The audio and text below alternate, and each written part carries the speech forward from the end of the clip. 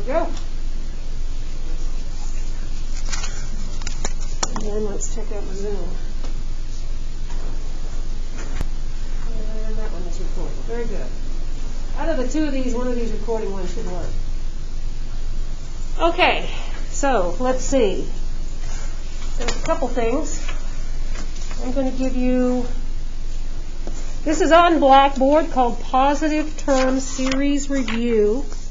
It's printed on the front and the back. So those of you at home, maybe you could open up Blackboard and pull this up. I've got hard copies for everybody here.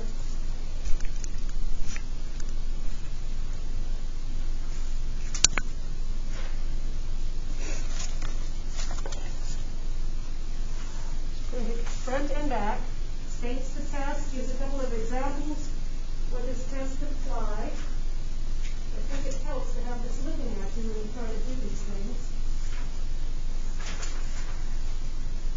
These are only the tests that we've done through section 8.5.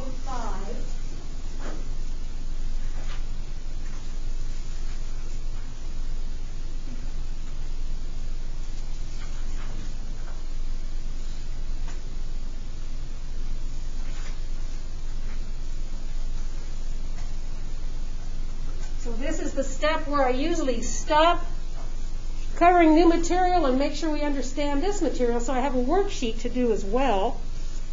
I don't know how we're going to do that with you guys at home, but we'll figure something out, I hope. Let me see if I can get both sides of this showing. Close, close. Set to the bottom of the page. Drop that bad boy down. Okay, I did promise to start with web work, but again, those of you at home, this is a Positive Term Series Review handout that is on Blackboard, so you can open it up there. It's a good idea to have this next to you when you're working these kinds of problems so that you have an idea of how to use these tests and what do the series look like that you use them on.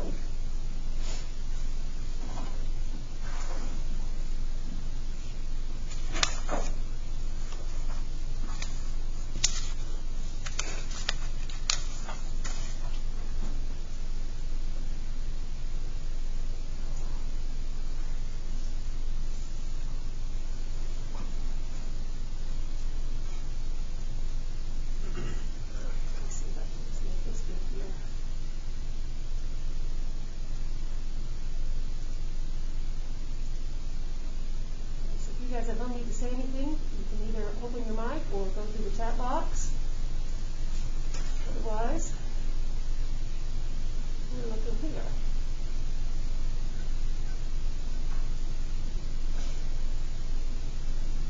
One of the first things you should always do is quickly eyeball your series to see if it diverges. So you should always try to test for divergence first. Those things that look like same power on top and bottom, or this thing here grows without bound. This takes a little bit of work right here to show that this limit is not 0. Maybe we should do that one. Let's do the test for divergence on number 1C together, because that's going to be one of those that has the exponential indeterminate form.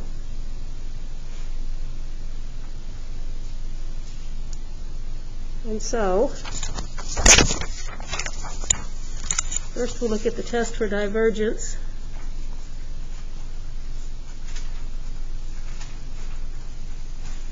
Example, we're looking at the series from k is equal to 1 to infinity of k, and its exponent is a fraction, 1 minus k divided by k.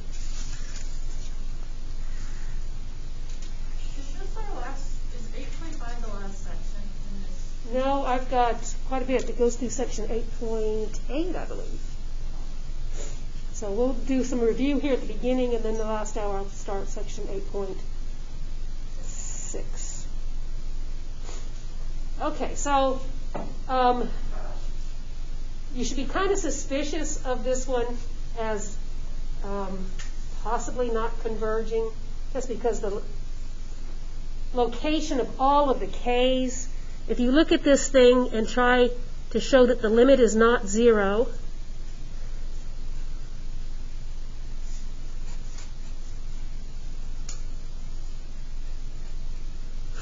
if you look in the exponent, the 1 minus k divided by k as k goes to infinity, this behaves like something that has the same power. So this will have a limit up top of, say, -1. Then the base goes to infinity. But that's an indeterminate type form in which we're going to use well,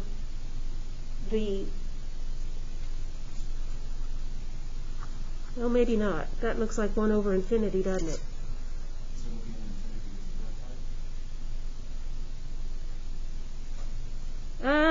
Infinity to the 0?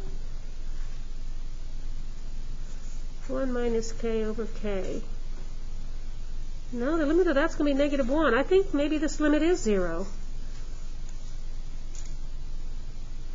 Maybe the limit is 0. So, geez. Let me do all the steps I knew with the logarithm and find out. So, I'll put the L here. I'll take the natural log of both sides.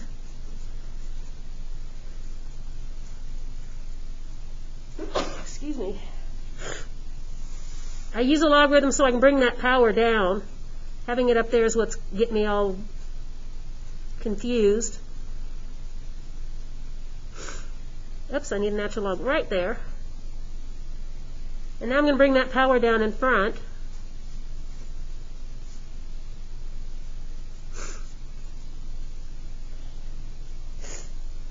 And now I have this looking like infinity over infinity if I stretch this out like that. And that allows me to use L'Hopital's rule right away.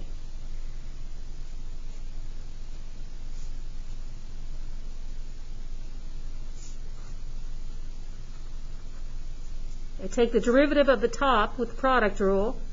There's the first times the derivative of the second plus the second times the derivative of the first. And then we have the derivative of that k is 1. And so let me simplify this. That becomes 1 over k minus 1 minus the natural log of k.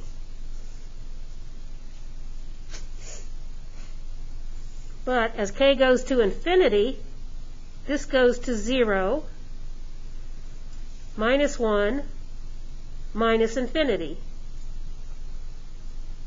over 1. So that's going to infinity. That means I have the natural log of L, actually minus infinity, isn't it? So L is equal to e to the minus infinity. Well, the limit is 0, by gosh. So the test for divergence gives us no information.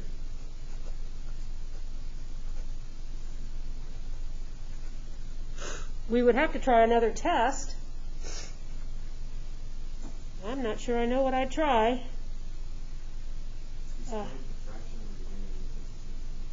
Yeah, you're right. So I got e to the minus 1, or e to the minus infinity.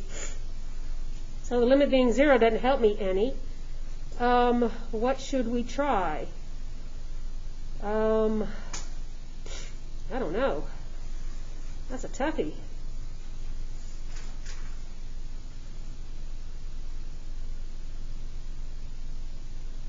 I wonder why I put that down there as a test for divergence example. The last test we covered was the ratio test. That doesn't look like a great idea because I don't have any factorials. I do have some k powers, so that might not be horrid. Let's see.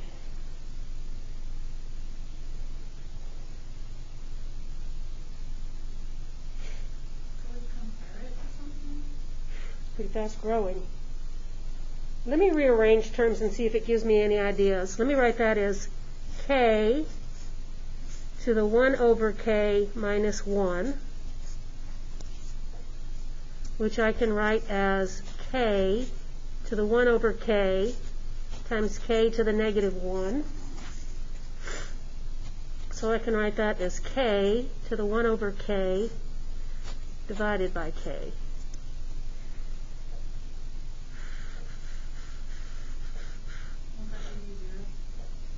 Well, yeah, it does, but limit to 0 tells us nothing, right?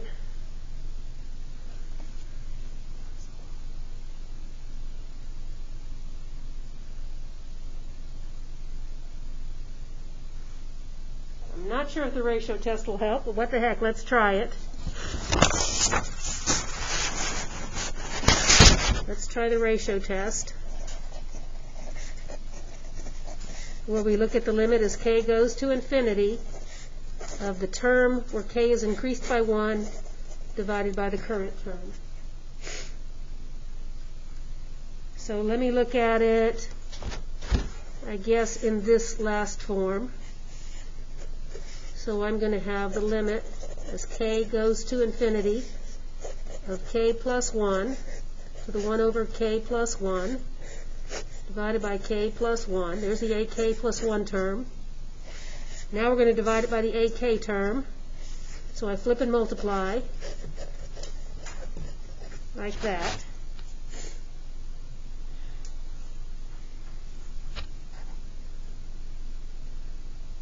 Whew, what a freaking mess.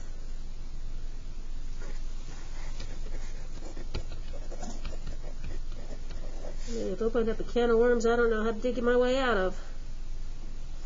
Let's put these together.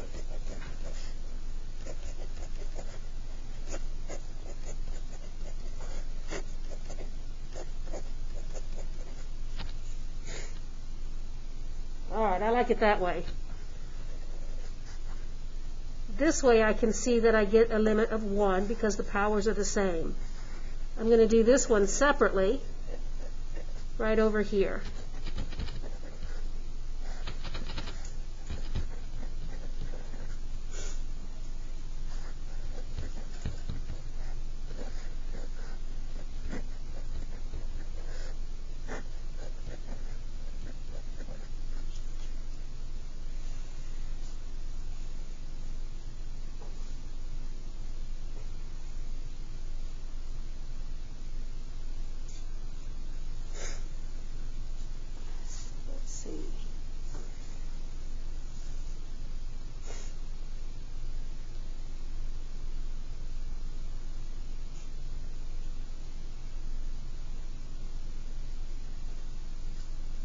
Both of those, numerator and denominator, have a base going to infinity and an exponent going to 0.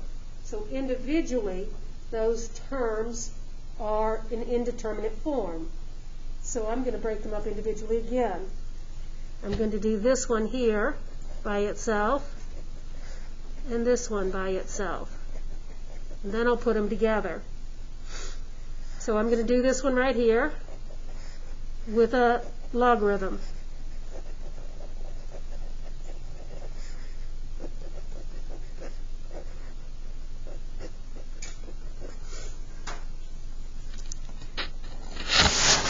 And so I take the natural log of both sides.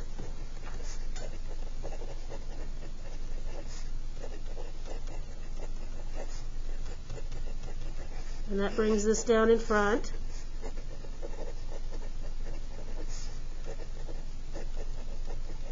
So the 1 over k plus 1 in front will look like that. You can do that with L'Hopital's rule, or you can do that by recognizing that the denominator grows faster than the numerator. So what should the limit of that be? 0. So this limit's going to be 0.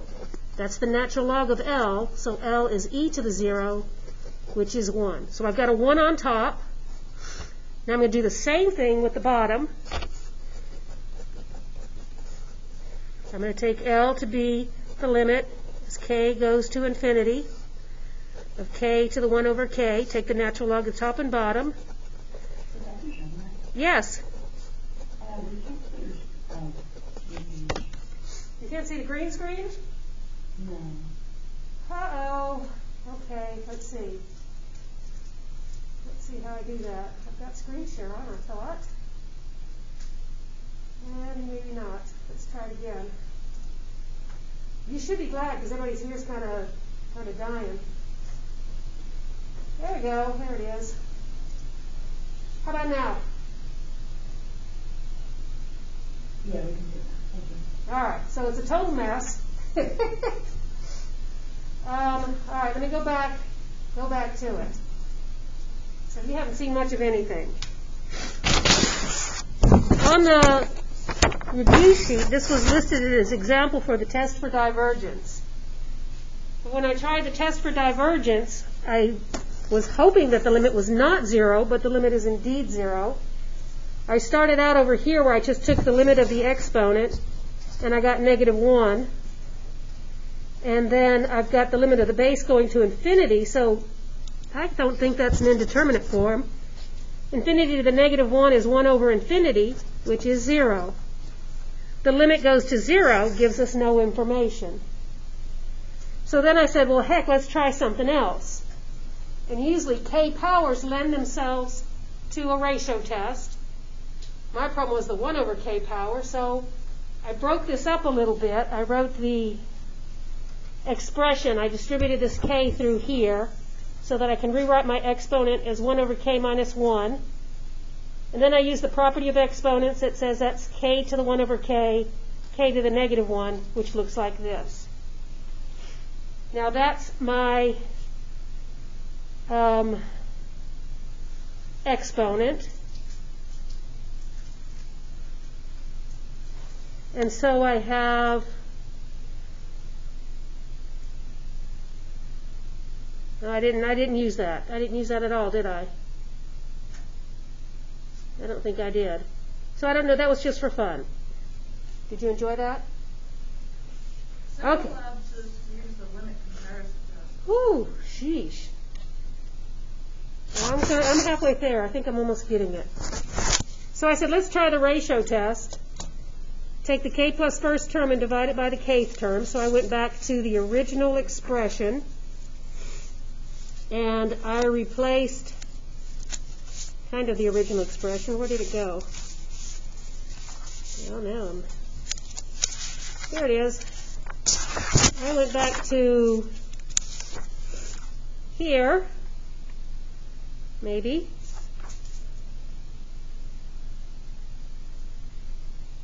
Nope, I did it from here. From here, I replaced each k with k plus 1. So I have k plus 1 to 1 over k plus 1 divided by k plus 1. That's this guy. Then when I divide by this term, I flip and multiply, and that gave me this. Limits are these handy-dandy things that you can take the limit of a product as the product of the limits. So I broke this up into the piece that I knew the limit of right away, and then the piece that was giving me trouble. This one has a limit of 1 as k goes to infinity because the powers are the same. This is what gave me trouble, where both of these individually, the numerator and the denominator, have the form of infinity to the 0. So I didn't want to mess with that collectively. I'm going to mess with that individually. So I called the numerator double star and the denominator triple star, and I compute them individually using the logarithm to bring the exponent down. So upstairs, I take the k plus 1 to 1 over k plus 1, and I say that that limit is some number L. I'm going to take the natural log of both sides, which brings the power down in front. So I have the natural log of L is equal to k goes to infinity, this term, times that, which can be written as a single fraction. In that fraction, I have a logarithm on top and a polynomial on the bottom. And we know from our tower of power that logarithms grow slower than polynomials. So we can eyeball that limit and get that to be 0. That's the natural log of the limit, so we take the exponential of both sides and we get the numerator has a limit of 1. Now we're going to do an instant replay. We're going to get a limit of 1 here as well, because it looks almost the same as what we just did. I set L equal to the limit of this expression I called triple star.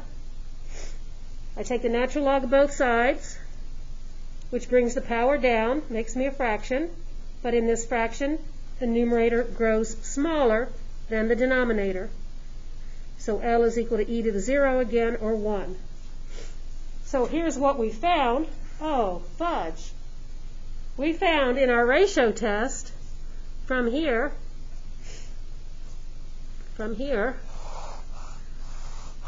that we have the limit as k goes to infinity of this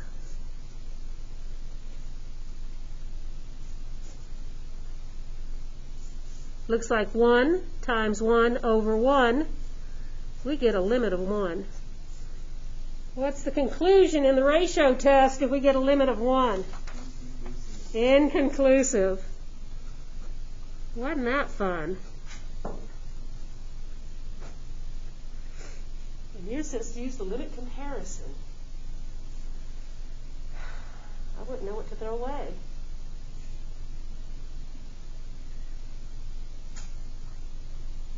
Instead of 1 over 2 plus 1. Wait, that's not even our original expression. Yeah, our original expression was this big old mess. Let me put that one on hold. I'll come back to it next time. So the 1 minus k over k is always going to be like just barely less than -1. So do we compare it to like a p series of like 1 over k and say it's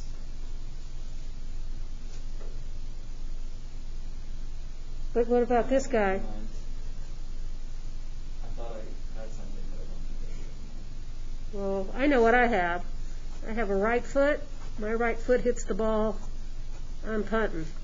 I'm going to look at that when I've got more time with it, and I'll come back and give it to you.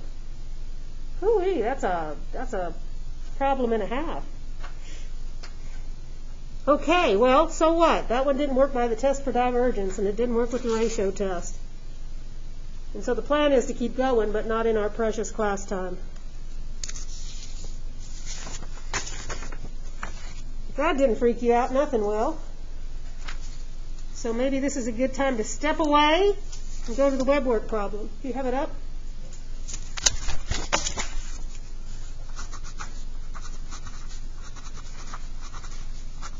And you said it was problem 1? Yes. Okay. So it's the sum from n is 15 and then 5n plus 5 divided by 15n to the 8. And we're supposed to decide whether it converges or diverges? Yeah. And we're also using Bn is 1 over n. Okay, so that's what I would have suggested anyway. If you look at our comparison test, the direct comparison test, or the integral comparison test, or the limit comparison test, they basically are applied to things that look kind of like polynomials. And so I'm going to just do a comparison test.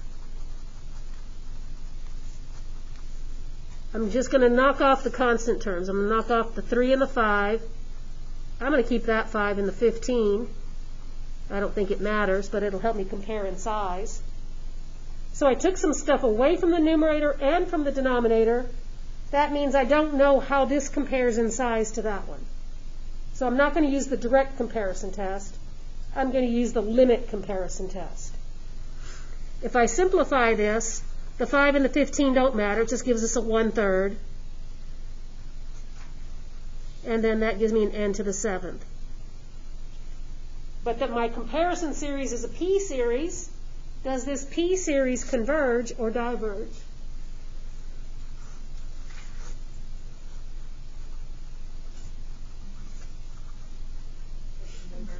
It converges because the power is larger than 1.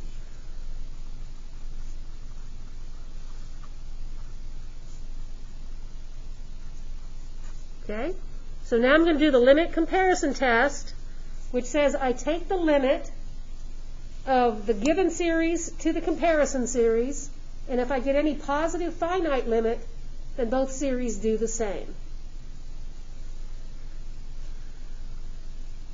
So the limit of the given series to the comparison series.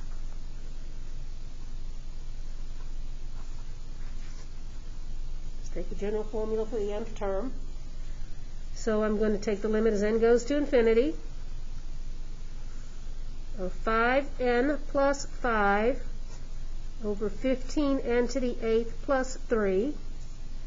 I'm going to divide it by this one. So when I divide by a fraction, I flip and multiply.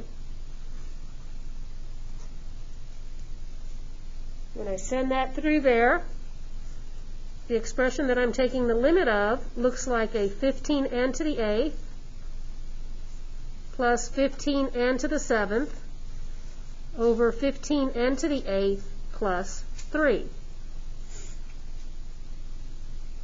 Anybody know what the limit of that is? That's going to be a limit of 1. The power on top is the same as the power on the bottom in terms of highest power. So the limit's the ratio of the coefficients in the limit comparison test. Again, if you get a positive finite limit out of that ratio, both series do the same.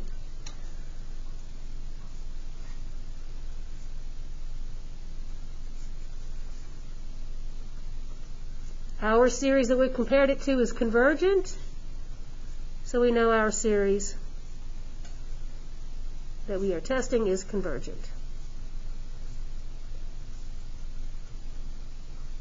Well, then why did they talk about 1 over n to the p? What is that? That's this. Just leave the 3 off. 1 over n to the 7th. I thought it was literally multiplying by 1 over n. Nope, they're going to leave you hanging on what the p will be.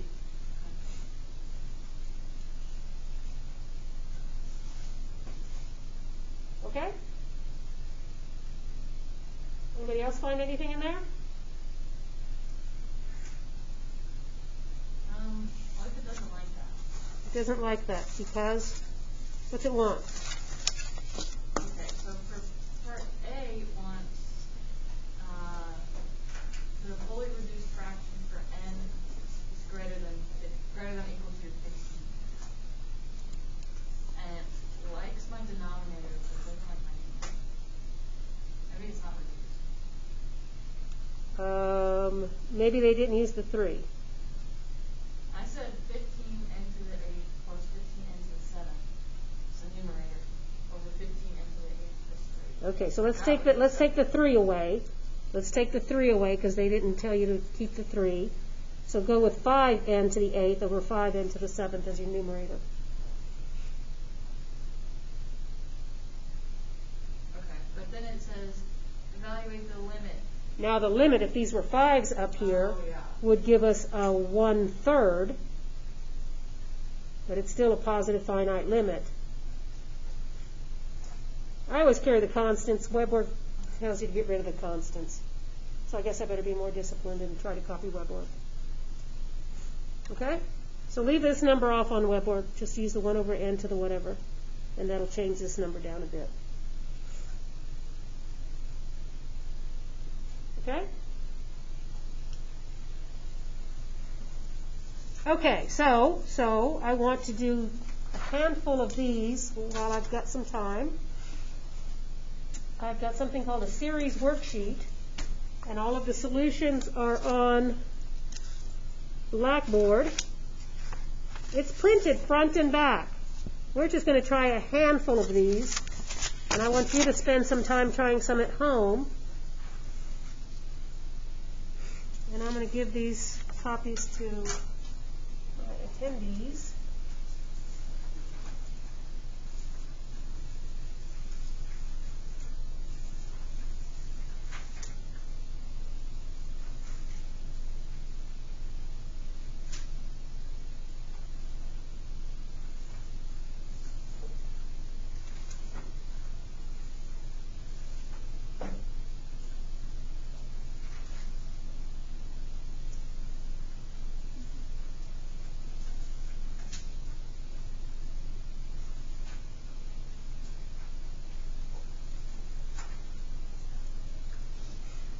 So back in the good old days when we actually met in class without things covering our faces and we got to sit next to people I would pass this out in class and ask students to work in groups.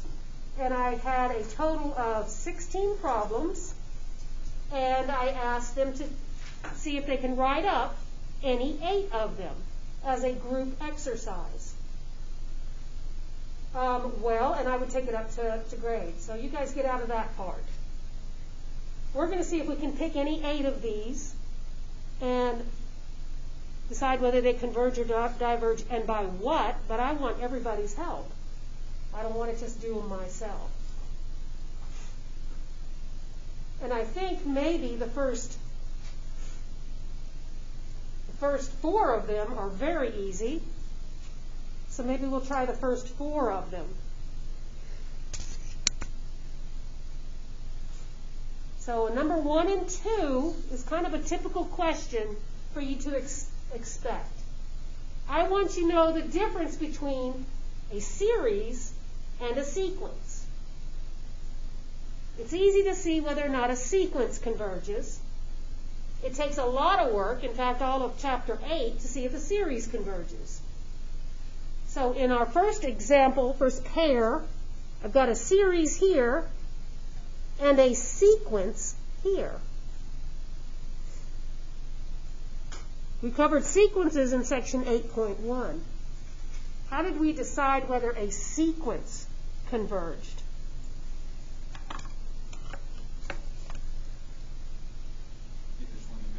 If its limits goes to 0. No, sequence converges if it has any limit. The sequence converges if it has any limit. And that's what it converges to. So, does it converge? We need to just take the limit. If the limit exists, then that's what it converges to. We're taking the limit as n goes to infinity, or in this case, k.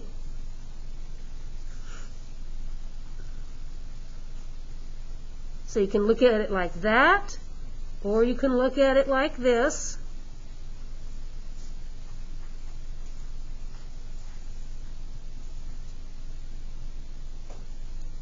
Which one's easier for you? I don't know. Just decide. If you look at it like this, you can use the tower of power. 4 to the k grows slower than 5 to the k. So it's bottom heavy. What does that limit go to? 0. If you look at it like this, a fraction to a k power will only go to 0 if that fraction in size is between 1 and -1. And this fraction is. If the fraction is bigger than 1 to a k power, then it grows. So in either case, if you look at that, this limit is 0. So the answer to the question is the sequence converges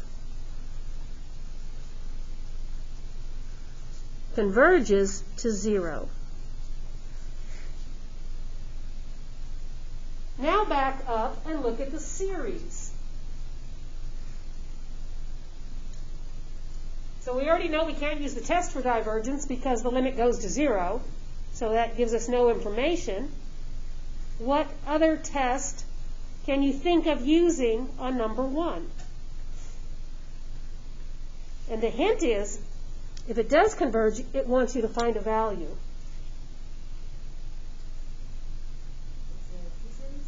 Not a p-series. It's upside down for a p-series. It's a geometric series, right? When the base is a number and the exponent is a power. When you look at it in this form, you can see that it's a geometric series. If you run a few values of k, you'll see that it's a geometric series. This series is the same. When k is 0, I have 1. When k is 1, I have 4/5. When k is 2, I have 4 squared over 5 squared, and then 4 cubed over 5 cubed, and so on. So I move down and generate terms by multiplying the previous term by 4/5. This is a geometric series with r is equal to 4/5. What do we know about it then? Is that size R enough to tell us it converges or tell us that it diverges? R is smaller than 1, so it's convergent. And we have a formula for what it converges to, A divided by 1 minus R. A is always the first term, and I knew A was 1 because K started at 0. So I have it converges to 1 over 1 minus 4/5. 1 minus 4/5 is 1/5. 1 over 1/5 is 5. So that converges, and it converges to 5.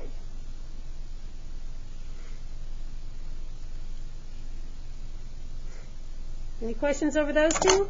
Very important that you know the difference between a sequence and a series. You'll see that kind of question again and again and again.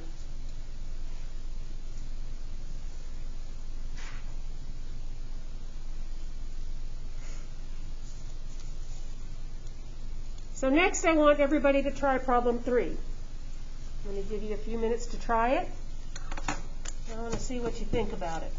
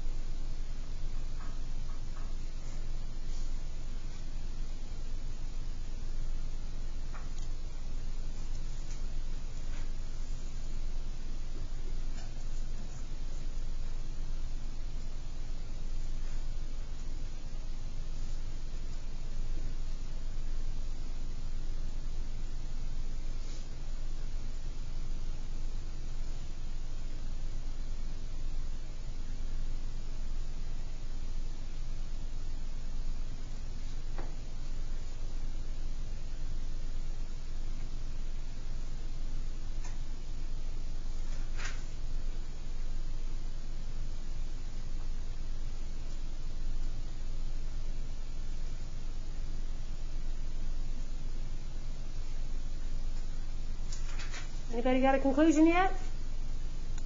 What'd you get? For number 3, I used the limit comparison test. Put that thing over 1 over K. Good. Good. Good. Anything that has just a polynomial term in it, no factorials, no K powers, stay away from the root test or the ratio test. This one is easy to integrate or use a comparison test. Direct comparison works as well. We can do the integral test, We can do the direct comparison test, or we can do the limit comparison test. Those are all candidates for that one. We're going to compare it to, I'm going to do the direct comparison test. I'm going to compare to, all I'm going to do is throw away this 3.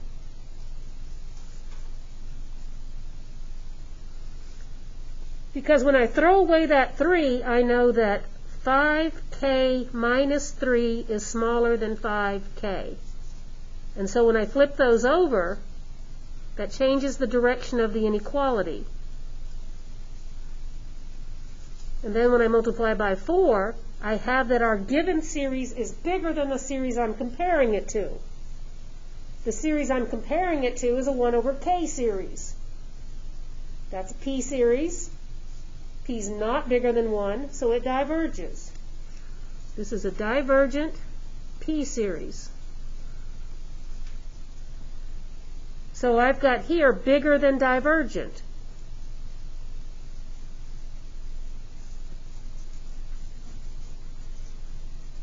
And our conclusion is, if our given series is bigger than a divergent series, then it's also divergent. That's the direct comparison test. Limit comparison test works just as easily. Limit comparison, you take the limit of this series to that one, and any positive finite limit says both series do the same. Integral test, you integrate that, you get some version of a logarithm. You get some constant times the natural log of 5k minus 3. As k goes to infinity, the natural log goes to infinity, so the integral diverges, which means the series diverges. That one's very straightforward as well. Number 4. Try number 4 for me, please.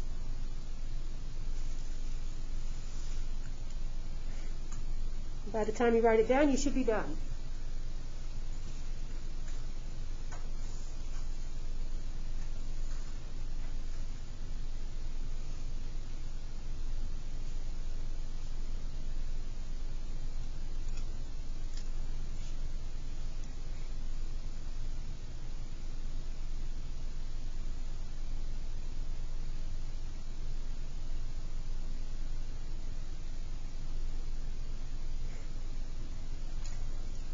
Why did I say you should be done by the time you write it down? Test for divergence. You can see that this limit is not going to go to 0.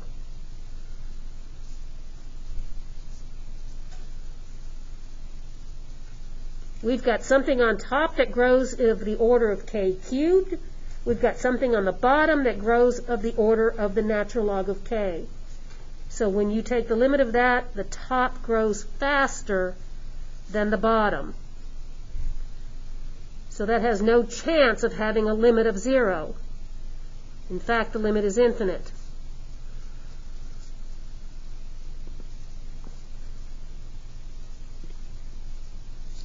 Okay?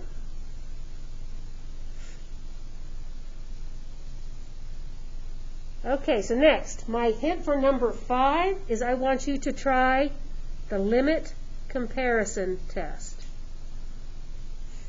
Build a comparison series that looks a lot like that one without all the junky stuff hanging on to it. Decide whether the series that you're comparing it to converges or diverges. And then take the ratio of the given series to your comparison series.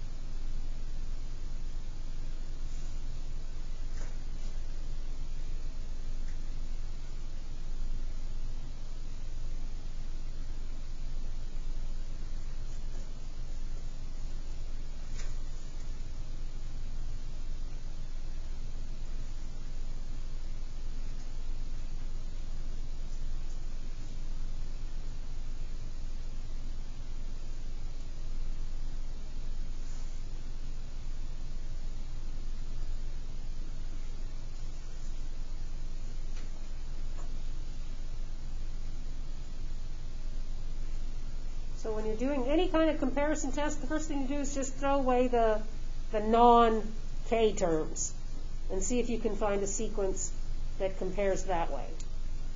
So I'm going to use my BK series.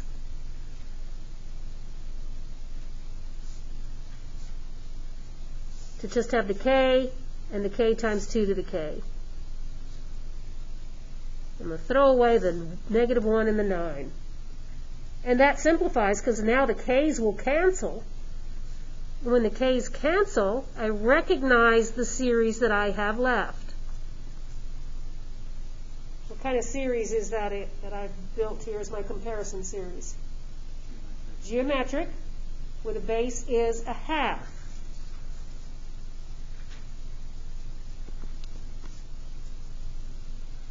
That's smaller than 1, so my comparison series is convergent. Now in the limit comparison test, you take the given series and divide it by the comparison series.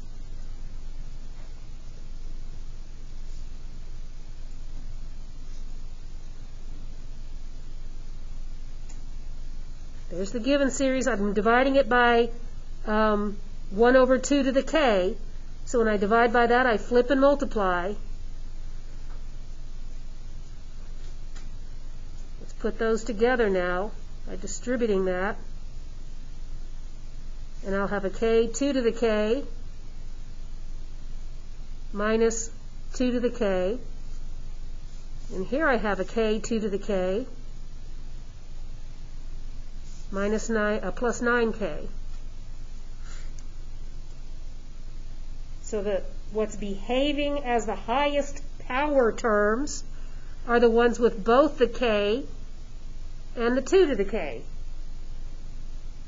The other terms aren't as high in power as those two, so these control the behavior of the limit. They both have a coefficient of 1, so in my limit comparison test I get a 1. Any finite limit says both series do the same.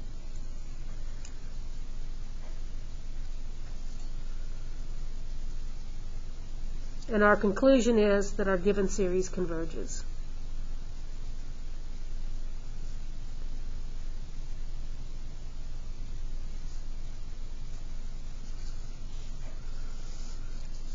Okay?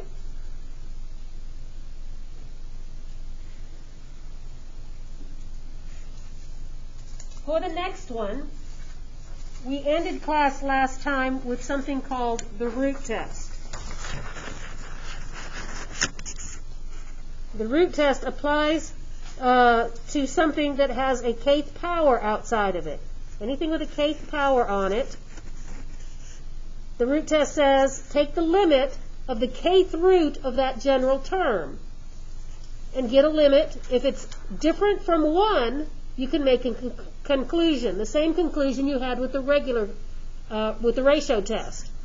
If the limit's smaller than 1, the series converges. If the limit's bigger than 1 or is infinite, the series diverges. If the limit is equal to 1, you've got to try something else.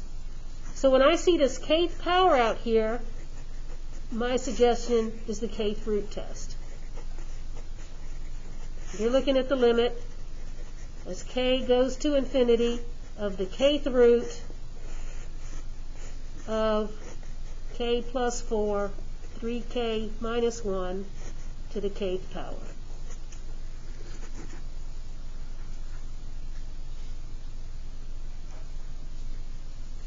So that root kills the power. Kth root of the kth power is gone. So all we're left with is the stuff inside.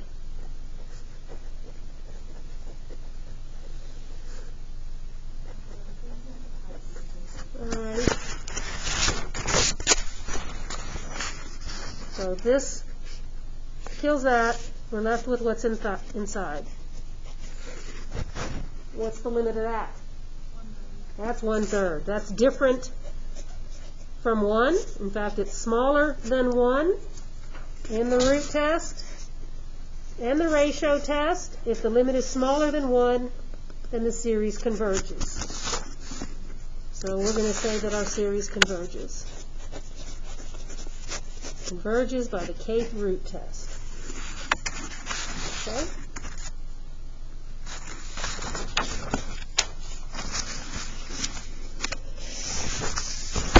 Now, what do you think of, we're looking at the next one if it comes back into focus for me. What do you think of when you see the difference between two fractions as part of your series terms?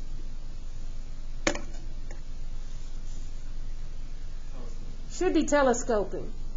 So what I want you to do is see if you can show that this is telescoping. Give me a formula for the nth partial sum, and then if the nth partial sum has a limit, then the sequence of partial sums has the limit, which means the series converges. So show that this is telescoping.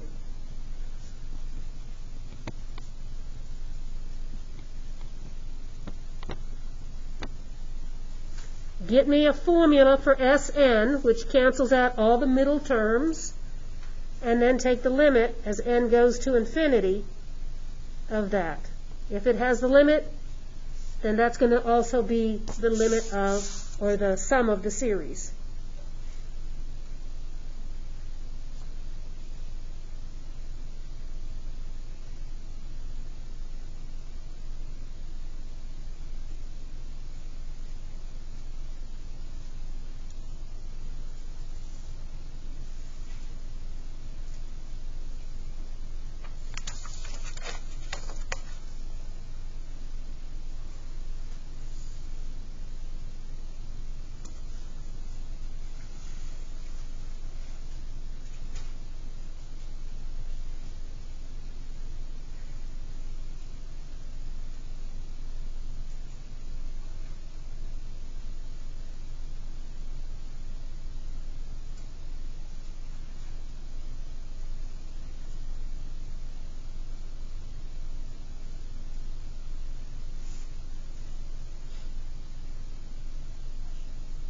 Pay attention, the counter starts at 3.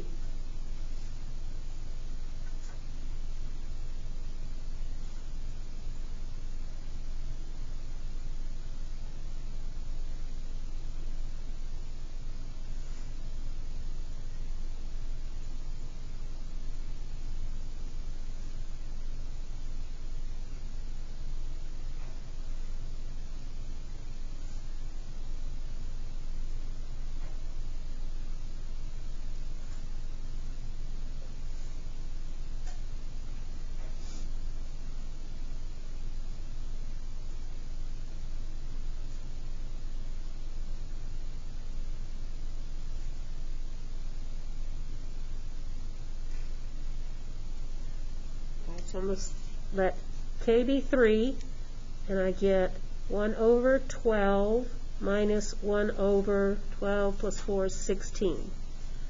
Next term, k is 4. I have 1 over 16 minus 1 over 20. Now k is 5. I get 1 over 20 minus 1 over 24. Then I go out here and stop when k is n.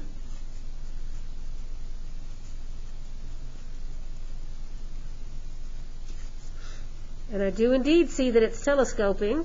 Those add together to give me 0. So do those. There will be a term here. There'll be a term there. So my SNs can be written in compact form without the dot, dot, dot as 1 over 12 minus 1 over 4n plus 4. So the limit of those exists. And what is the limit?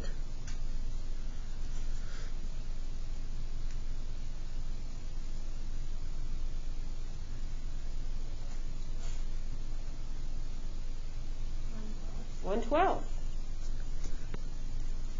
So here's what I say. I say the sequence of partial sums converge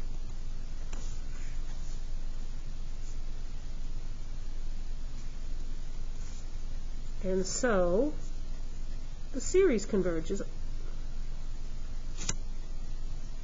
And both of them converge to 1 over 12. Telescoping series and geometric series we can find the sum of.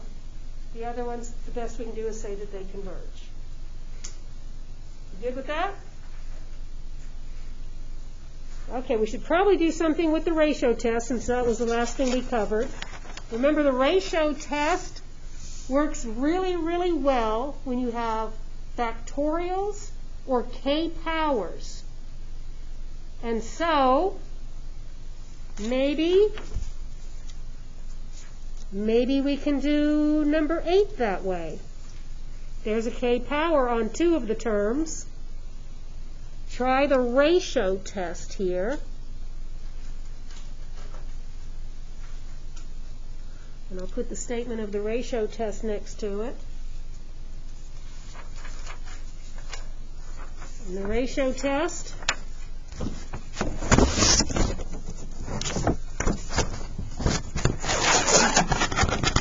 you're going to take the limit of that expression where each k is increased by k plus 1 to the given expression, and if you get a limit smaller than 1 says the series converges, a limit bigger than 1 says the series diverges.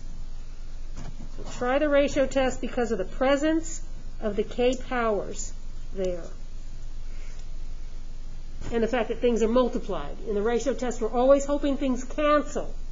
So we don't want to do this with sums, we want to do it with products.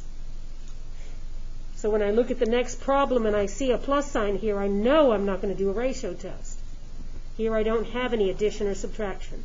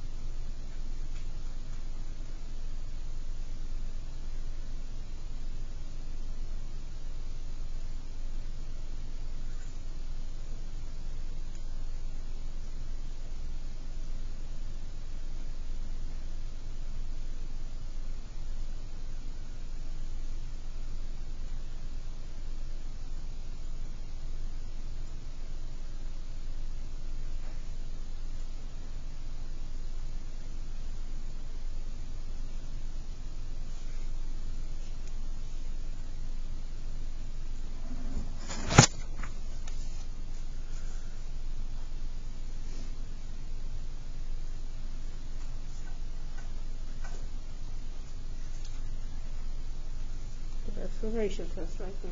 We'll start that way.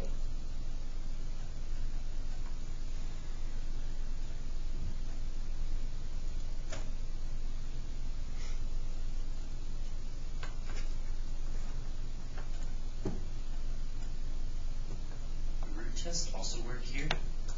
No, because of that k term in the front doesn't have a kth power. So the root test would not be a good choice. Only if everything has a k power, but not if there's a term in there without a k power. Okay, thank you.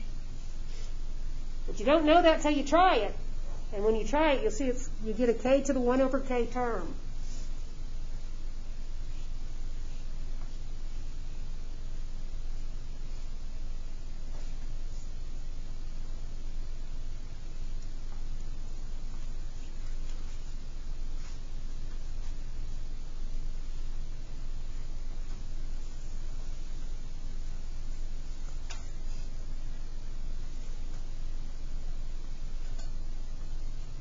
I'm thinking this is going to diverge.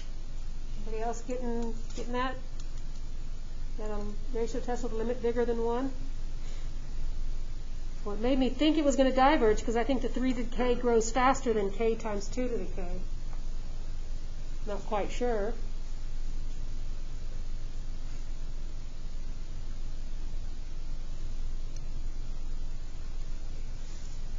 So here's the statement of the ratio test. Now I'm going to increase each k by 1 and put that in the numerator. I'll have a 3 to the k plus 1 divided by k plus 1 times 2 to the k plus 1. Then I'm going to divide it by this fraction, and I'm skipping that step and going immediately to the step where I multiply by the reciprocal.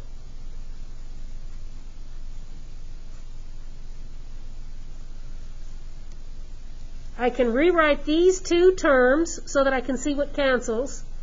3 to the k plus 1 is the same as 3 to the k times 3 to the 1. And the same deal down here. So let me put that step right here.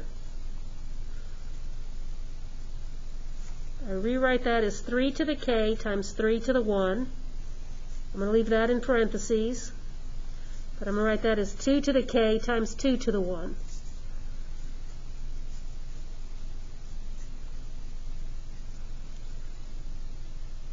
That means I can cancel both of the 2 to the k's and both of the 3 to the k's.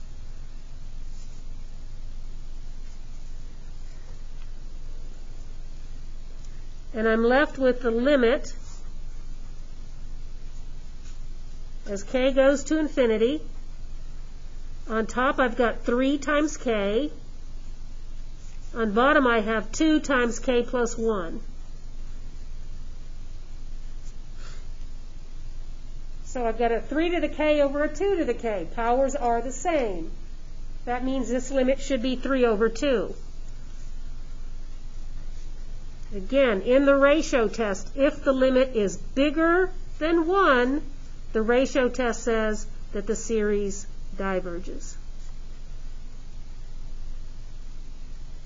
Because when you think about it, the AK plus 1 term is to the right of the AK plus term, the AK term. So you're adding something that's getting bigger.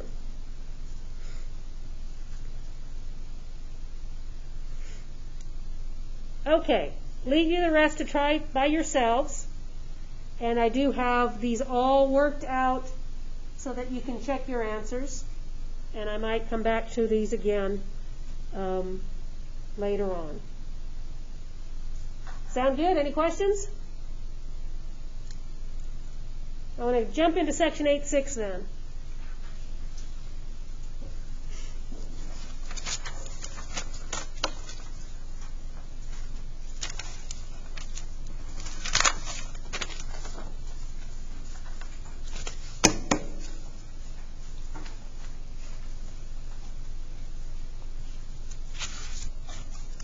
So far, outside of geometric series and telescoping series, our tests that we have are for positive term series. We're going to generalize some of our tests so that we can take care of some of the series that have negative terms, but we have a special test for a series in which the terms bounce back and forth between plus and minus. Those series are called alternating series.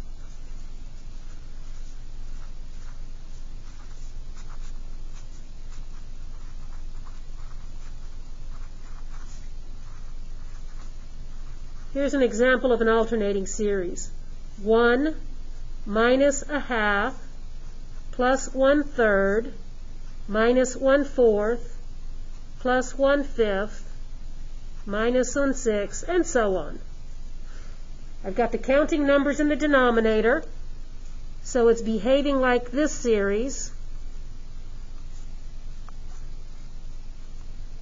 Right? I guess I should start k is equal to 1. Yep, got it. But now it alternates sign, and we show that with a term out here. I want the first term to be positive, and so I need to increase my counter by 1. So a series that has a negative 1 to the k or a negative 1 to the k plus 1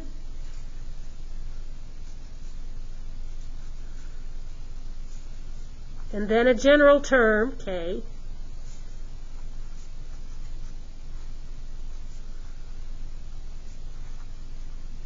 series that has that particular form is called an alternating series.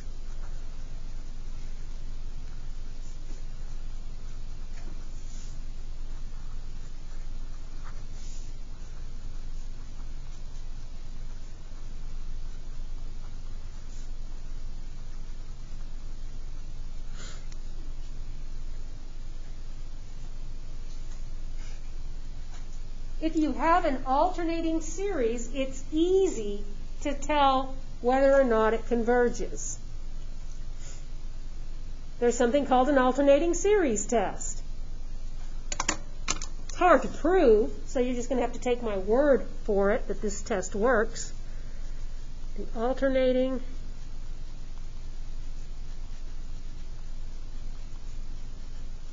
series test.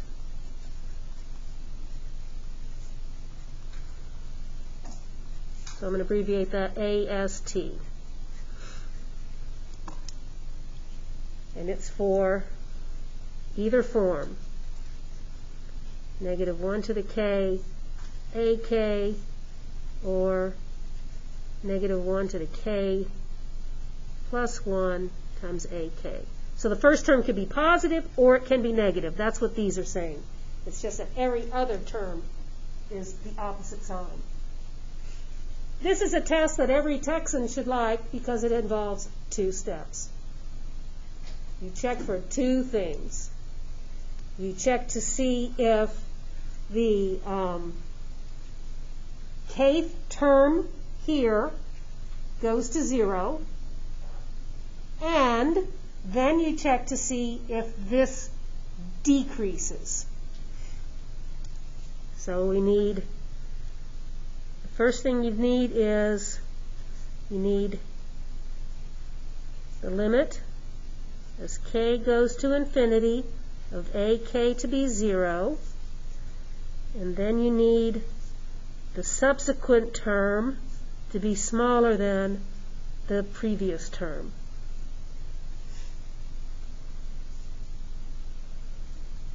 For all values k.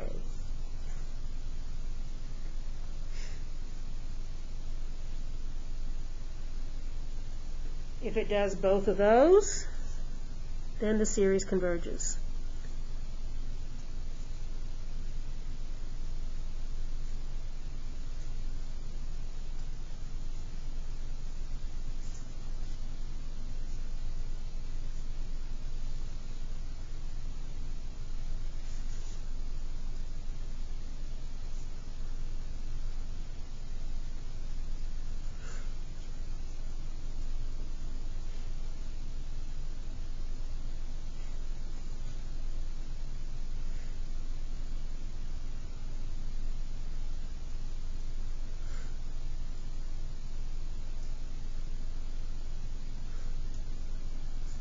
The series that I wrote up here, k is equal to 1 to infinity of -1 to the k plus 1 times 1 over k, is called the alternating harmonic series. Remember, the series without the alternating part, 1 plus a half plus a third plus a fourth, blah, blah, blah, was a p series that diverged. So if all the signs were positive, you get a harmonic series or a p series that diverges. I'm going to show you that this series, with its alternating part, converges. What happened there? Do I have a question? I've muted everyone. How did I do that? Everybody back? Like reloaded or something. Can everybody hear me? I hear you. All right. Did I go quiet for a while? There's like gremlins in this computer because everything weird happens when I come in here. I wasn't even standing anywhere near that thing.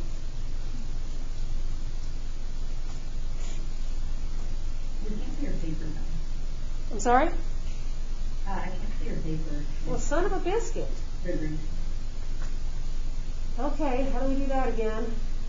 Share your screen.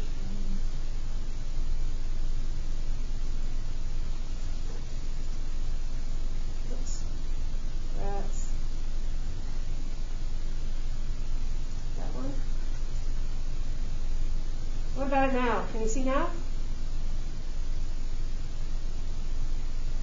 Yeah. You can see and hear. That's quite a combination. Okay, so an alternating series literally alternates. Changes sign from plus to minus, minus to plus, plus to minus, minus to plus. Doesn't matter which one's first. The alternating series test says such a series will converge if the kth term has a limit of 0 and the k plus first term is smaller than the kth term. That's almost redundant. But it's not. They're both things that we have to check. So here's my kth term in this particular example. I'm going to do the alternating series test. First step is take the limit as k goes to infinity. So that says in the long run the terms begin to vanish. And sure enough, they do. Then for every single k, I have to know if the k plus first term is smaller than the kth term. So in our example, the k plus first term is 1 over k plus 1, and the kth term is 1 over k. How can I tell whether or not 1 over k plus 1 is smaller than 1 over k? Is it obvious? It's got a bigger denominator for every value of k. If the bottom is bigger, and I'm dividing in the same numerator, then I'm getting things that are smaller. Or you can say that k plus 1 is bigger than k, so 1 over k plus 1 is smaller than 1 over k. So that's a yes. So by the alternating series test, this series converges.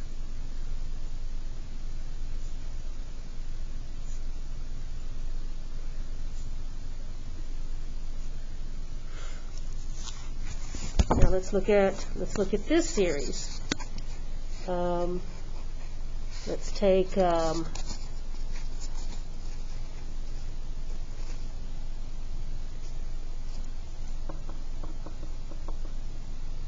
Let's take the series 1 over 2 minus 2 over 3 plus 3 over 4 minus 4 over 5 plus 5 over 6, and so on. As an alternating series, I've got the first term positive. So if I start my counter at 1, then here I would have to have my first power here even when k is 1. Now, how can you describe the pattern of numbers here?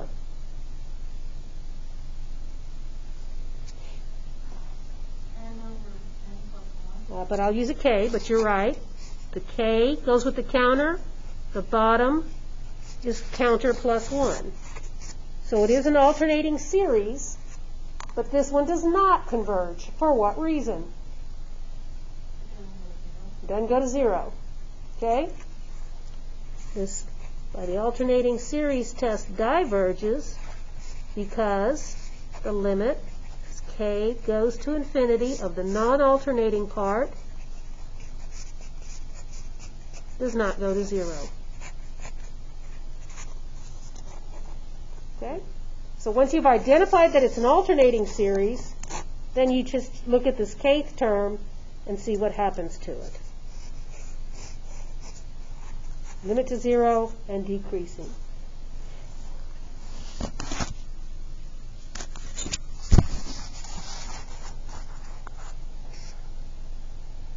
There's a couple of neat things about an alternating series.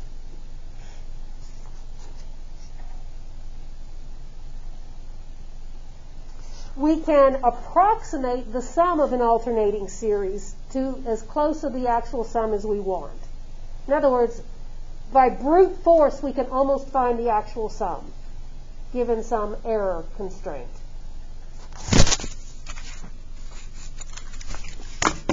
So suppose you have a convergent alternating series. Let's see how far down I can go.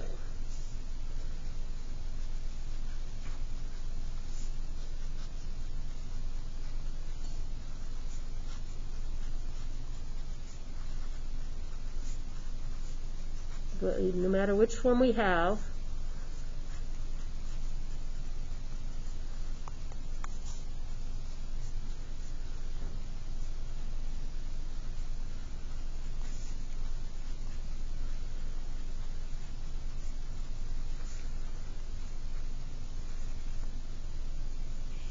if we denote the exact sum of the alternating series by S and the sum of the first n terms of the alternating series by Sn, then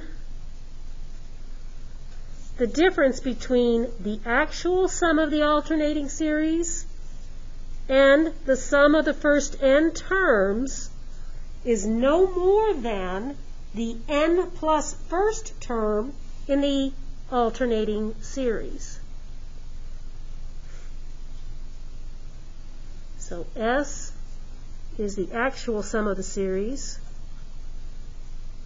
Actual, A-C-C, how do you spell actual? A-C-T-U-A-L.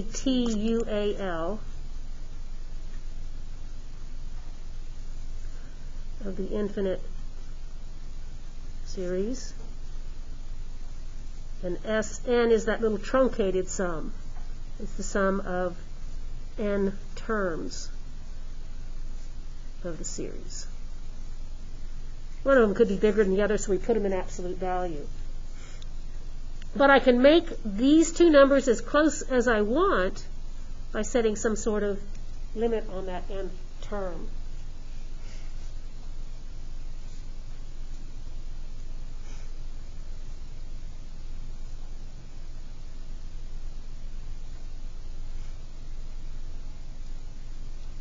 Here's an example. Prove that the series that looks like 1 minus 1 over 3 factorial plus 1 over 5 factorial minus 1 over 7 factorial, blah, blah, blah. Prove that that series is convergent and approximate its sum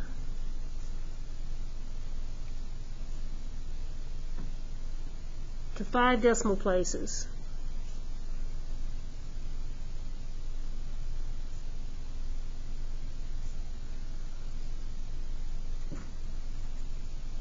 Of course, we need a calculator. If you got a calculator handy, you might have to help me out here. But in order to prove that that series converges, it's easy to observe that it's alternating. What we need to do is come up with a general formula for the nth term. So you should notice the factorials are on odd numbers, consecutive odd numbers. How do we generate consecutive odd numbers?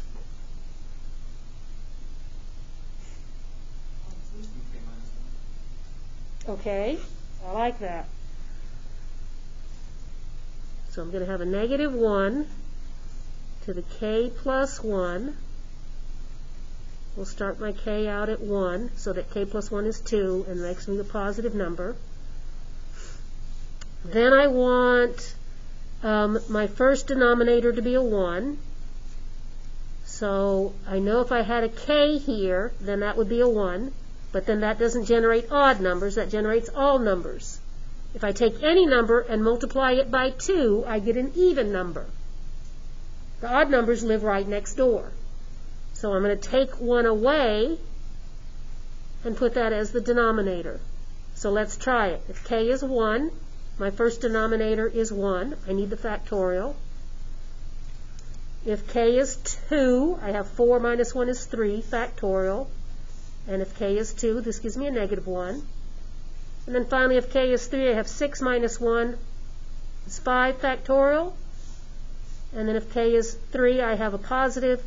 3 plus 1 is 4. Negative 1 to the 4 is a positive number. So I like that. Okay, so there's my ak plus 1 term. So we've got to do our 2 steps. We've got to see if the limit of the ak's go to 0.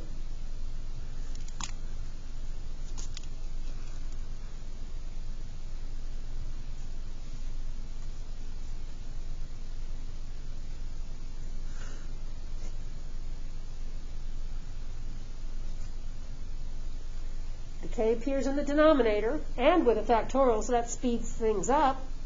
But the numerator is a constant, so as k grows, the denominator grows, the constant on top tells me that that limit is 0. Step 1 is done. Step 2, we have to compare ak plus 1 to ak. So I'm going to look at AK plus 1. I'm going to take this term and replace K with K plus 1.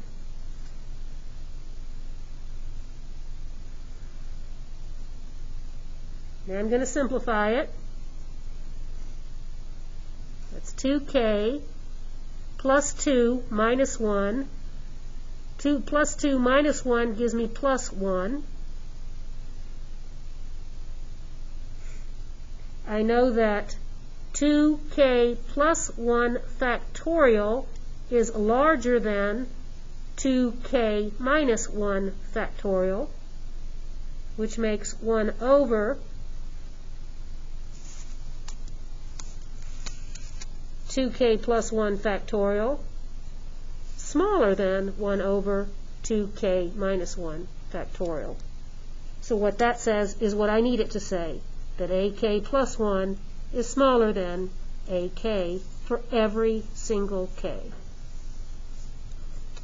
So those two steps together allow me to say by the alternating series test, this series converges.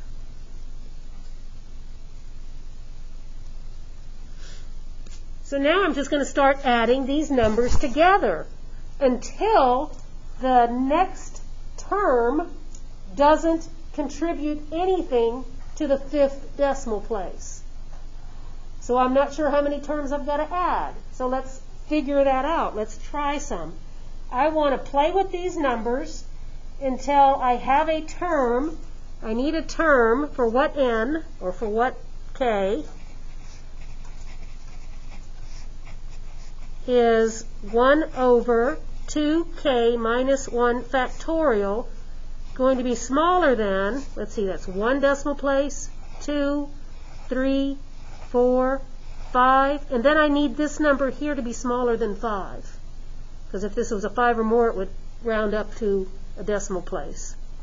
So I'll just put a 5 here for now.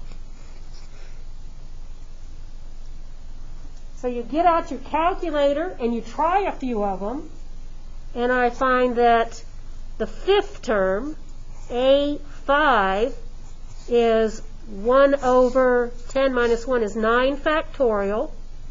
If you plug that into your calculator, you're going to get a number that's smaller than that. So what does that say?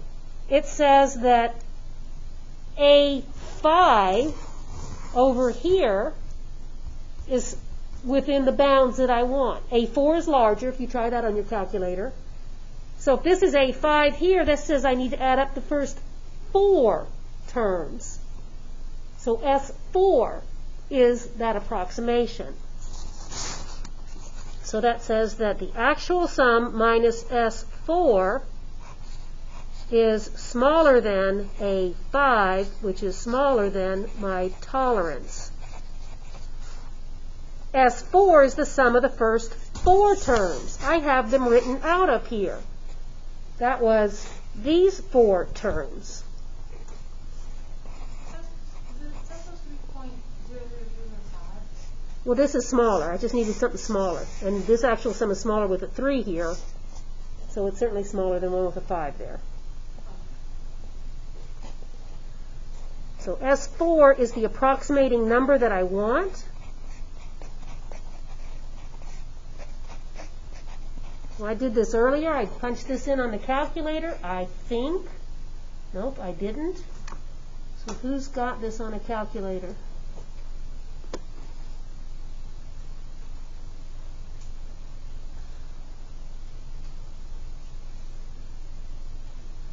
Oh, I got it. 0.84147.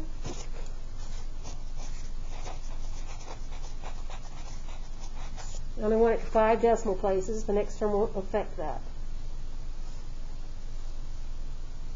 Anybody with a calculator believe that? You get the same number?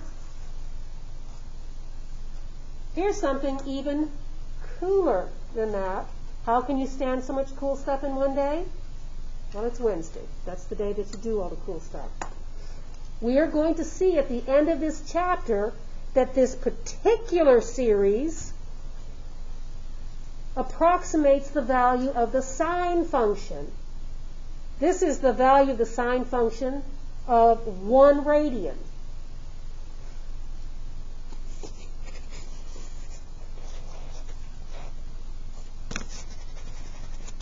If you put your calculator in the radian mode and compute the sine of 1 radian, you're going to get this to 5 decimal places. What we're going to do at the end of this chapter is we're going to build functions of x called power series that converge to non-polynomial series, transcendental functions, over an interval of convergence in which the series takes on the same value as the function. That's what we're working toward, building something called a Maclaurin series or a Taylor series. Now, the other neat thing about alternating series is that if you have a divergent alternating series, you can rearrange the terms and achieve different sums. But if you have a convergent alternating series, you can rearrange the terms and always get the same sum. In other words, this series up here converged, so if I want to add all the plus terms together and then take away all the minus terms, I'll get the same sum as if I added from left to right. Or if I want to add every third term together and then add the other ones that I left behind, I'll get the same sum. So I'm going to say that. In a convergent alternating series, any rearrangement of terms, as long as you keep the plus or minus sign with them,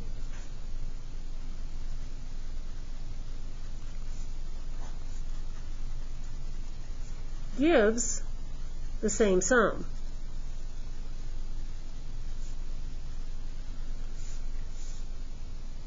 If it is divergent, all bets are off.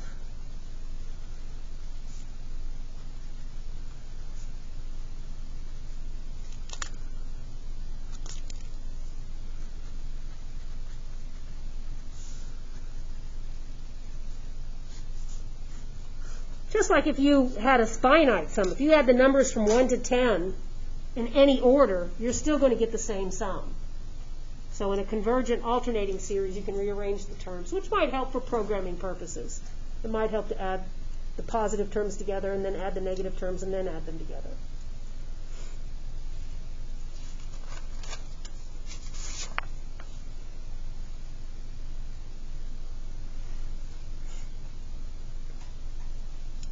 There are series that have negative terms but aren't alternating series.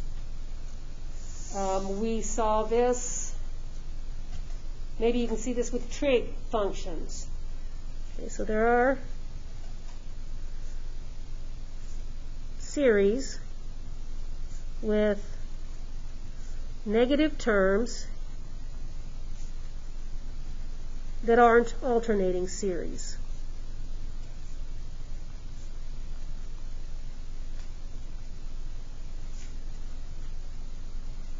For example, the series that has, say, the cosine of k up here and maybe a k squared down here.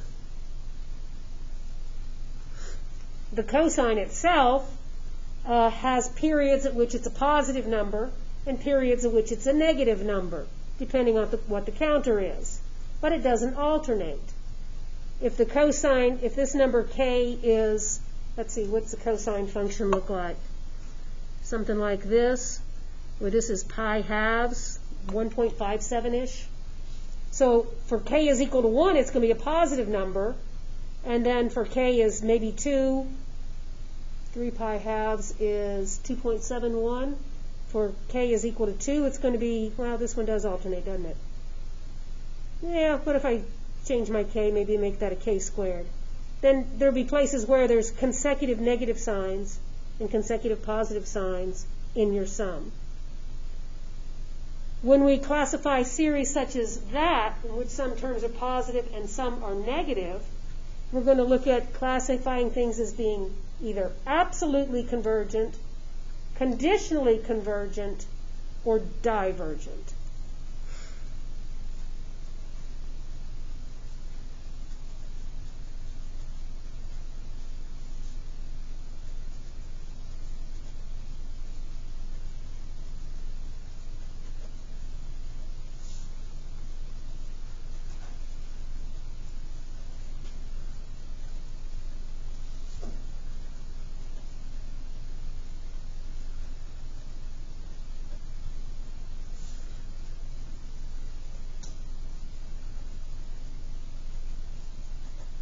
So when we're dealing with series in which terms either alternate or some of the terms are negative, then they're going to be one of these three things.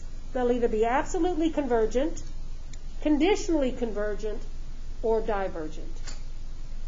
Absolute convergence means that they converge in absolute value.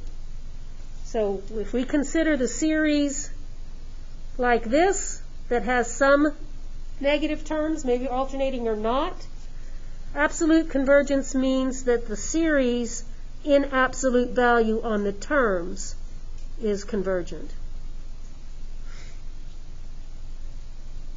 That's the strongest form of convergence, because if a series is absolutely convergent, then it's automatically conditionally convergent. Conditionally convergent means you need to include the alternating parts or the negative parts. Conditional convergence means that in absolute value, the series does not converge, but without the absolute value, it does. For us, that's going to mean alternating series. We'll do the alternating series test. Divergent means it doesn't converge with one of our positive term series. It doesn't converge with our alternating series. It's a loser all the way around.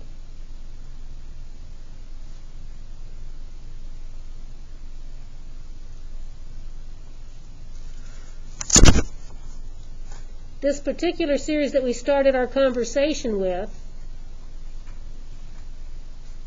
-1 to the k plus 1 times 1 over k, is not absolutely convergent. Because if I put absolute value bars right here,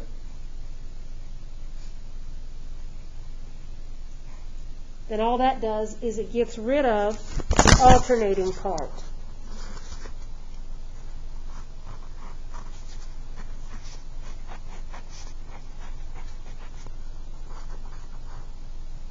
That we know is a divergent p-series.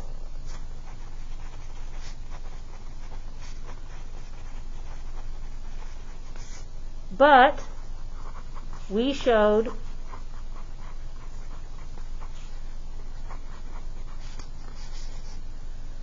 that converges by the alternating series test, which means that this series is conditionally convergent.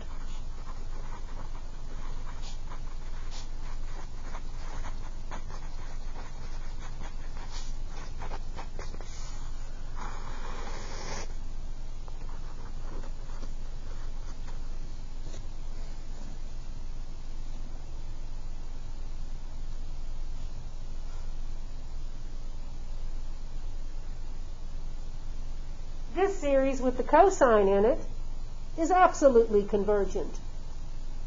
And I'm going to show you that next.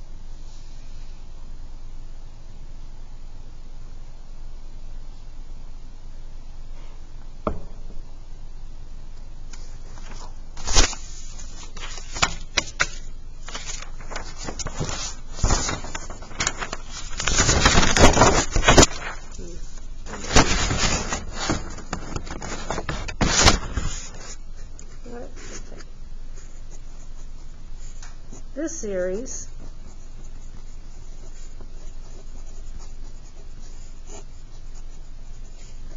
is absolutely convergent because if I put absolute value bars around this, well, those absolute value bars do not affect the k squared whatsoever. Absolute value of k squared is still k squared, but it keeps my numerator positive.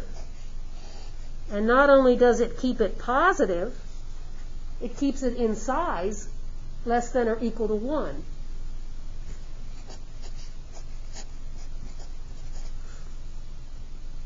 So here I have it in direct comparison with terms of a positive p-series or a convergent p-series.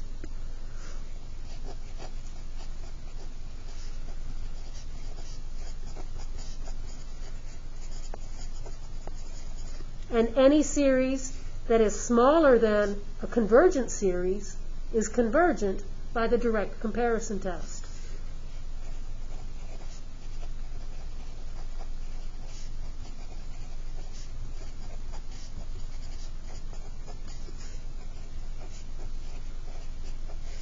So that's how I knew that that series was absolutely convergent.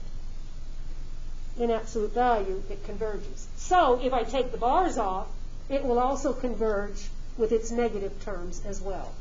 Saying something is absolutely convergent is the strongest form. That says you can converge it with the absolute value bars and without.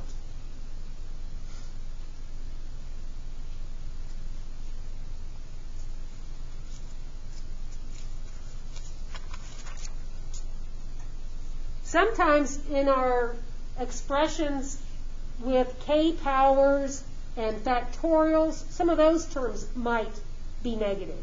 We have a generalized ratio test that allows us to check those. The generalized ratio test says the exact same thing as the ratio test, but it puts that ratio of the n plus 1 term over the nth term in absolute value bars.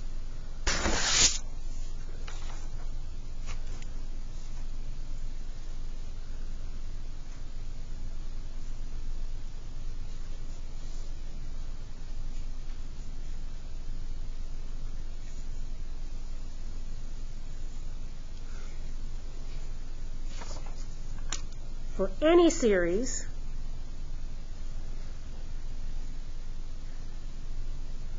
whose terms look like a n is equal to 1 to infinity or 0 to infinity, it doesn't matter.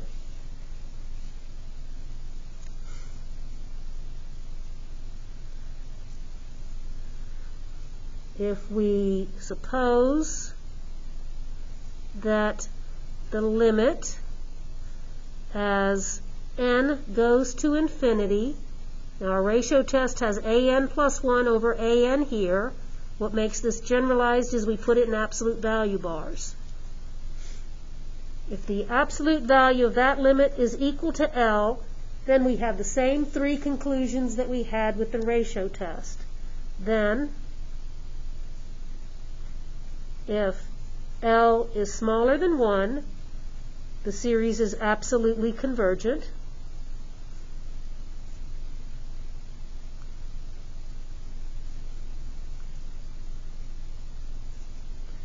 If L is bigger than 1, the series is, if L is bigger than 1, or if L is infinite, then the series diverges.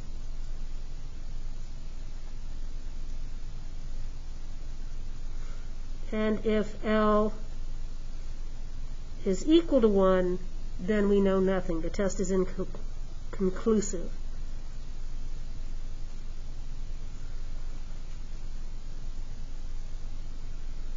And if we're asked to test for absolute value and the test is inconclusive, then we'll need to check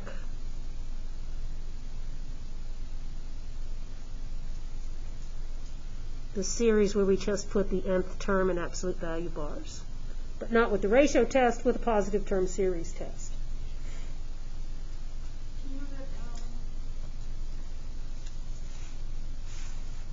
down? That way? I don't know what these little things are because it never fits in there to show on the board. Right? Put your paper in there. No way. Nothing would show.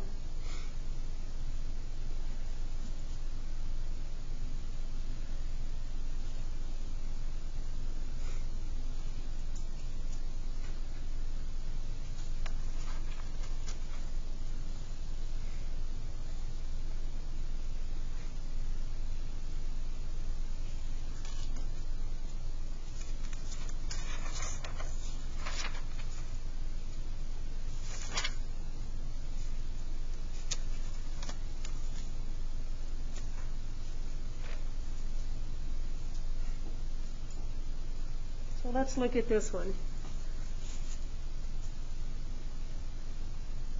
So now my question is the following series absolutely convergent, conditionally convergent, or divergent?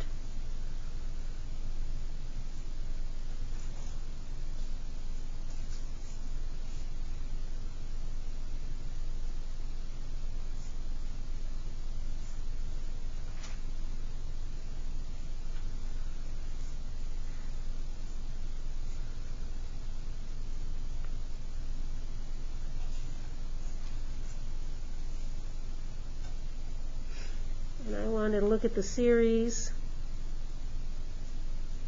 -1 to the k, and then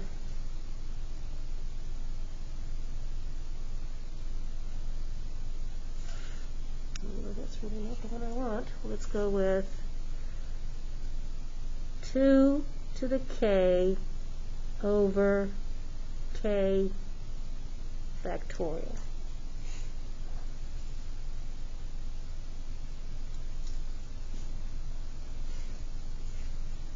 Let's make it more fun. Let's put down here a 3k all factorial, because I want you to see how that cancels when we do our ratio test.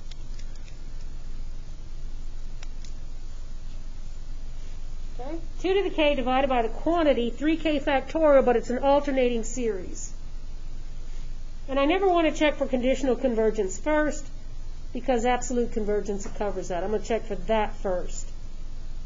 And I see the k power in the factorial, so I know a ratio test is going to work well. We'll do the generalized ratio test, which allows me to get rid of that first term. So let's set up the generalized ratio test. I'm going to keep this term in there for a while, and I'll show you that it's always going to be gone.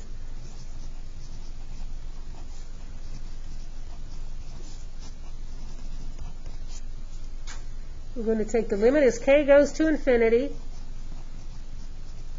in absolute value of ak plus 1 over ak.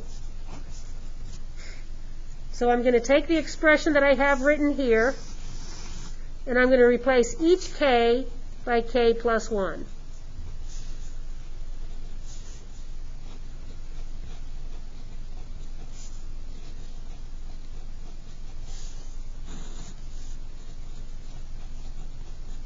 Now the 3 is part of the factorial, so I've got to put another set of parentheses right here. That's my k plus first term.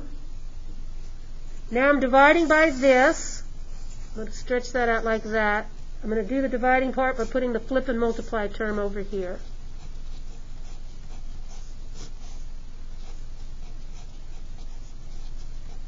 Now let's make it the generalized by putting the absolute value bars right there.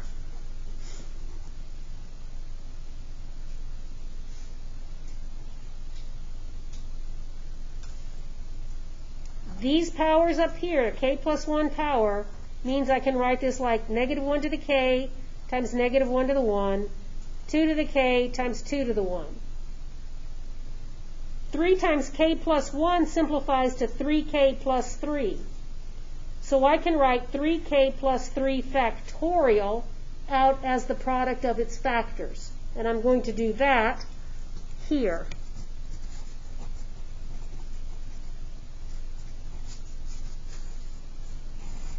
We write that as -1 to the k times -1 to the 1.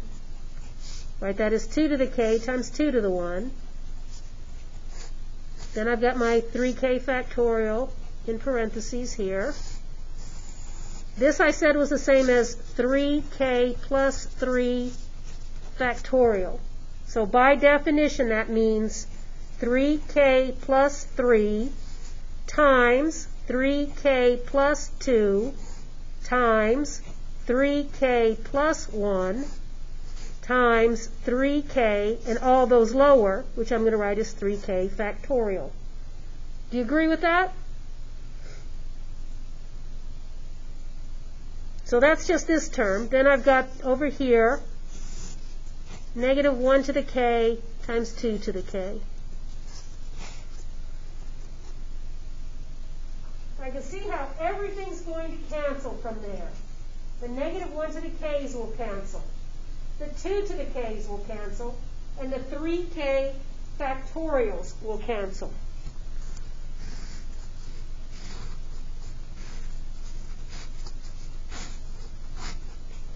This negative 1's an absolute value bar, so it means diddly.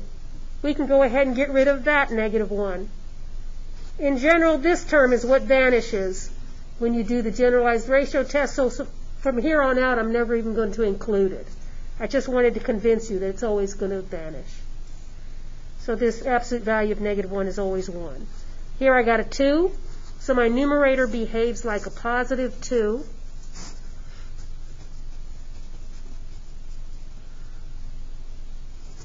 And on the bottom, I have these 3 factors left.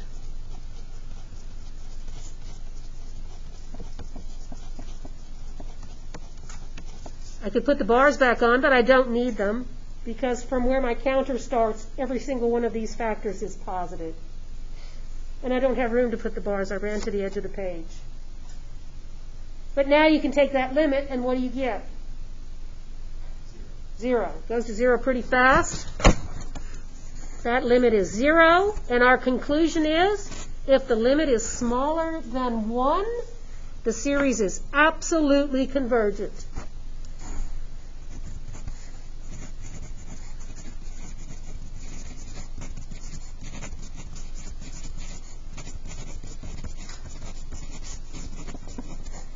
So it converges without the alternating part, it converges with the alternating part. Either way. Absolute convergence is the most inclusive type of convergence. Now what we're going to use this for in the next series is we're going to have expressions over here that are functions of x, called power series. And we're going to find the intervals on x for which our power series converges. So we're going to redo this generalized ratio test. We also have a generalized root test. If you take the nth root of the absolute value of the an terms and get the same 3 conclusions, then the series is absolutely convergent. Okay? All right, thank y'all. I want you to practice these, but go back and try the rest of the problems on the back of that series worksheet for us. Any questions from my home crew?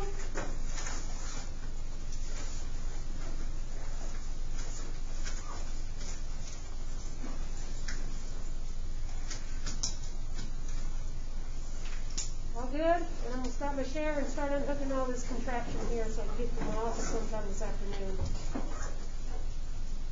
All right, that takes us through 8.6. See you next time.